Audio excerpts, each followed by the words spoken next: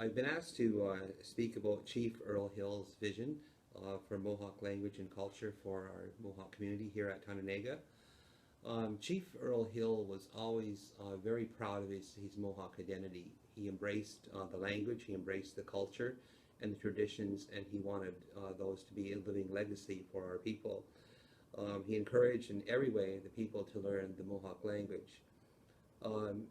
In response to the white paper policy of the Trudeau government in 1969, Chief Earl Hill was one of the founding members of the Association of Iroquois and Allied Indians, and so the association promoted the respect and embracing of our culture and our languages and traditions and traditional knowledge.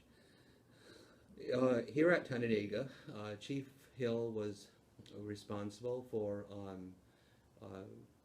organizing along with David Maracle to go to the Mohawk speakers who were fluent speakers in the community and getting them to start without any resources a Mohawk language class. Another way the language was passed down from generation to generation was the singing of the Mohawk hymns at wakes or in houses. It was a way to share traditional knowledge, community stories, and also to carry on the language in the form of a song. So Chief Earl Hill was always one to help out with the singing. I don't know what kind of singing voice he had, but he'd always be borrowing somebody's glasses at the funeral home to help with the singing. Chief Earl Hill always encouraged people to take great pride in our identity, not to run from it, and that our language was just as good as anybody else's. It was a beautiful language. He wasn't really a fluent speaker for himself, but he did embrace a learning environment for the language and also the traditional dance. Chief Hill's wife, Lorraine, was a school teacher, and so she brought the different Mohawk dances to the community to take, so the children would take pride in the dancing. So the dance started. They used to go to the traveling college for resources and use what resources were available to promote the continuing of our culture in the form of language and dance.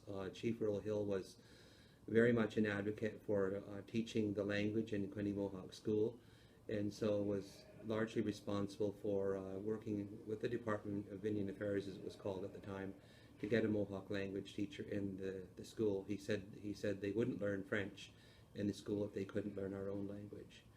So as resources became available, the language was strengthened in the school, and I think the community's respect grew for both the language and the dance.